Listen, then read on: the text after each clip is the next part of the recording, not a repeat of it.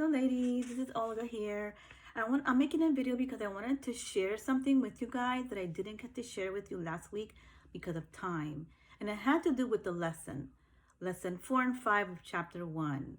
It's not part of the curriculum, but it's something Catholic from the outside and outside resources that really is going to demonstrate to us the importance of us irradiating Jesus Christ. And that is what we were talking about in the lesson last week. Last week we were also talking about being impregnated with the spirit of the gospel. So we were learning about what was being impregnated with the gospel, and that it is to be saturated, permeated, and pervaded with the gospel. We also learned about a document called the Decree on the Apostolate of the Laity, which is us, the lay people. In Latin is Apostolicam Aquotitatem. I know I said it wrong, it's in Latin, but you guys can see it on page 28 of our workbook. And what were we learning there? We were learning there that this decree tells us that we also are called as a member of the body of Christ to evangelize. And it was saying that to the believers, we have to instruct them, right? But to the non-believers, we were to guide them towards the faith. Okay, and we also learned about the new problems, but really some are not new. And some of them were relativism, where everything is okay. Transgenderism, same-sex union, same-sex marriage, premarital sex and free-range sex, abortion, New Age movements and discipline, worldly success, greed, money, scientific advancements, manipulation of DNA, and all those things, which are problems that we say, wow, if people just knew why it should not be like that, and then we can try to help them understand. We also learned that to be successful at this, we need to have a union with Christ. And this week, chapter 2, we're going to learn how to start doing that. It says also that we have to make progress in holiness, because remember, people are going to see not so much listen to our words, but see our actions. Like the quote that people attribute to St. Francis, but really wasn't him, about preach the gospel and use words when necessary. And also it says some other things also, and that we need to have continuing exercise in faith, hope, and charity. And also we learned last week about that we have to radiate Christ.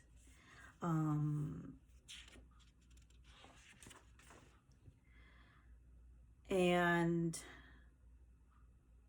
that we have to reflect Christ and his love. And we have to be radiant from within, because not radiant from the outside, radiant from within, with our way of being, spiritually talking. So why I'm telling you this, because what I'm going to share with you has to do with that. I'm going to share with you this. The Early Church by Mike Aquilina. Mike Aquilina. I will send it to you in an email. I have written permission from the Knights of Columbus, who were the ones who produced this little booklet, to share this with you guys electronically via email or social media. The author of the material is Mike Aquilina. He's a Catholic author who usually writes about archaeology and all that historical stuff, really interesting, but in light of the Catholic Church. It has the nihil obstat in the imprimatur. Okay, and so what is this about?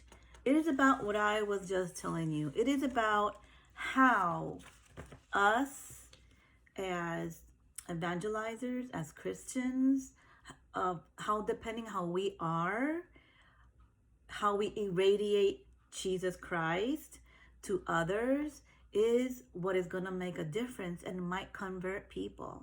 So this what I'm going to read is just a few paragraphs from pages 15 to 20, and it's about how the early Christians, without internet, social media, cell phone, TV, how did they evangelize these pagan Romans?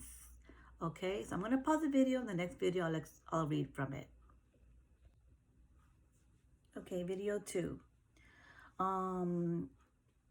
Remember, we're talking about the early Christians evangelizing the pagan Romans in the time of the early church. The family on mission. Through the first 3 centuries, the church grew at a fairly steady rate of 40% per decade.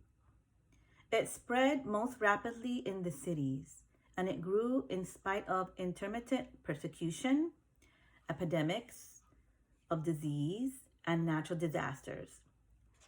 By the early years of the 4th century, Christians probably held at least a slight majority of the population in urban areas, even though the church was then suffering its most ruthless persecution ever. We can only marvel at the achievement of our ancestors in the faith. Yet their accomplishments are all the more remarkable when we consider the culture they were trying to evangelize. It was a cruel and violent culture, a crude and pornographic one. The church fathers observed that impurity and cruelty arise as sibling vices in their souls. You hear that? As sibling vices of the soul. The elder vice of their soul was impurity, which reduces other people first to a mere means of sensual satisfaction and then to mere objects of sport. This is page 15. Page 16.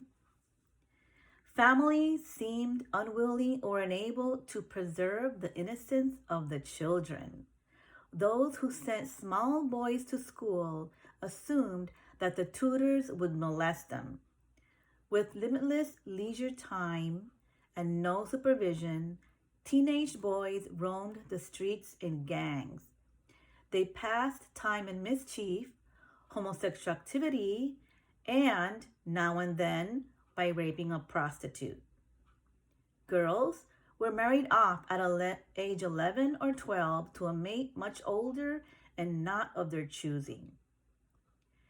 Marital custom meant that the newlywed girl could look forward to a predatory relationship rife with sodomy, abortion, and abuse. Adultery was expected of men. Infanticide was common, especially for the female offspring. In one city of the empire, the census enrolled 600 families, of which only six out of 600 families raised more than one daughter. Though some of those were large families, they had routinely killed their baby girls. In another city, a recent archaeological dig turned up an ancient sewer clogged with bones of hundreds of newborns. But if marriage grew too miserable, at least divorce was easy. All it took was for one party to leave with the intention of divorcing. All of these mores were reflected in population entertainment. So all of their way of thinking was reflected in their entertainment. The music business, the theater. And when Romans tired of sex, they flocked to the circus to see their criminals being tortured and killed by beasts or by gladiators. The gladiators also drew life's blood from each other. That's the world where the church fathers ministered and where the early Christians raised their families. You might call it culture of death. Yet, Christians immediately set themselves apart. They took no part in the impurity or the cruelty. We have many sermons and tracts from those years condemning the grossness of the theater, the sickness of the circus, and the bedroom behavior of the ordinary Romans. But it is something that is remarkable, and it's the testimony of the pagans themselves. Video 3.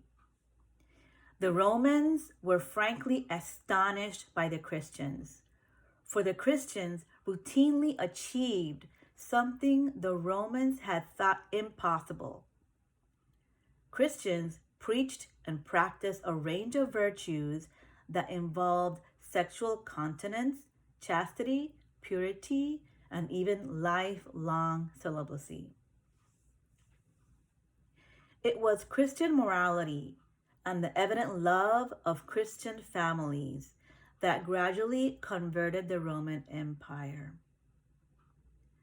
The brothels had exercised a certain attractive power over Rome, but the brothels did not satisfy.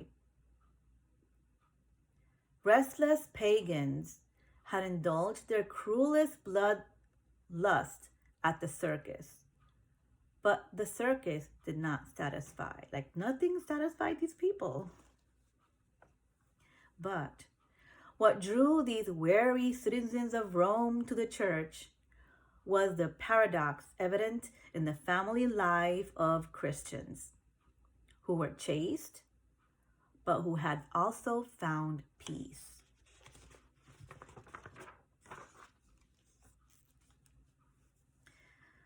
Okay, now I'm on page 18, and now this section is called The Church and the Culture of Death. So it's basically the pagan Roman culture of death. So I guess you guys can now compare them with us and see. Okay, I'm on page 18. In the pagan Roman Empire, abortion and infanticide was commonplace events, requiring little deliberation. A child did not achieve personhood until recognized by the head of the family. Immediately after the baby's delivery, a midwife placed the child on the floor and summoned the father.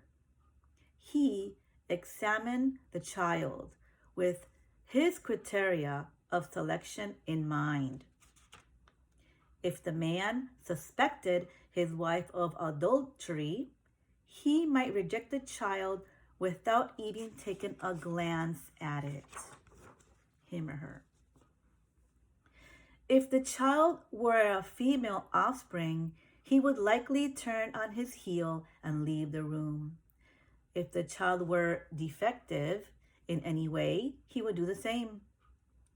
For the Romans, human life began when the child was accepted into society. Pretty much similar for the way of thinking people nowadays, that they think that the child isn't a child when it's in the womb. Isn't a child until it's like born in, and even like that, you know, that there's late term and I think there's born alive abortion in some state. I'm not sure. Don't quote me. Let's continue. The non-persons, the babies they didn't want, were left on the floor. They would be drowned immediately or exposed to scavenging animals at the town dump. Indeed, most pagan cultures considered it a duty to kill defective newborns. Plato and Aristotle applauded this practice. Against such customs, the church consistently taught that life begins at conception and should continue till natural death. In these life and death matters, Christianity contradicted the pagan Moors on almost every point. Thank God for that. Well, yes, it is of God. What were the virtuous acts to the Romans and Greeks, their virtuous acts, which were contraception, abortion, infanticide, suicide, and euthanasia, they were abominations to the Christians. And I'm going to leave it there. And the next section is going to be the effects that this anti-life is going to have consequences on the Roman population. Okay, last video. And we're talking about now the effects on humanity that this anti-life way of thinking is going to have on the Roman culture. And I read now on page 19, it says, anti-life practices created a crisis for the pagans.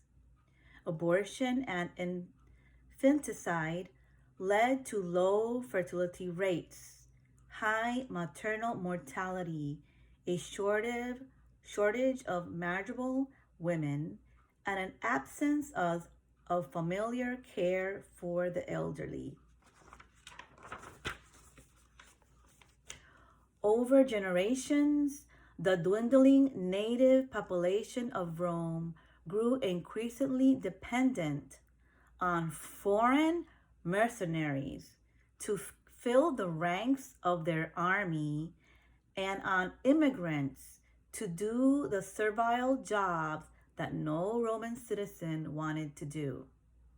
That makes up for an unstable infrastructure. A growing number of people were dissatisfied with the societal consequences of their sins, but they were unwilling to give up their sinful behavior. So what was this culture to do? Christians knew instinctively that no society could live and grow if it snuffed out life in the seed or in the bud.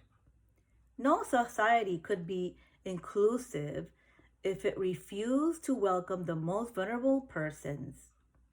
It was the Christians who created the first truly tolerant, welcoming, and all-inclusive society, and with a remarkable social welfare system. And they did this because they tolerated the weak and the poor, the Christians. They saw the least of the human family as the image of God, as Christ, who must be welcomed.